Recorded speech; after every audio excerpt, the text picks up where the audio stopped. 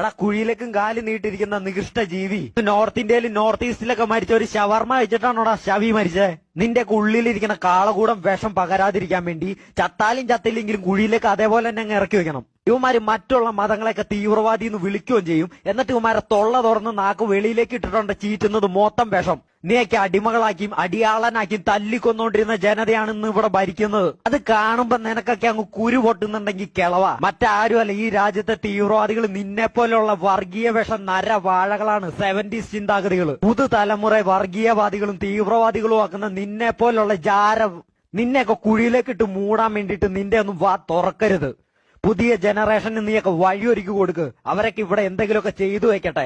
നിന്റെയൊക്കെ തലയിൽ അഴുകി ദ്രവിച്ച മതഭ്രാന്തിന്റെ ബുദ്ധി പറഞ്ഞു കൊടുക്കല്ലേ. ഒരു ലഹളയോ കലാപോ ഉണ്ടായി കഴിഞ്ഞിട്ടുണ്ടെങ്കിൽ ഇവനോ ഇവന്റെ കുടുംബക്കാരോ ഉണ്ടാവൂല.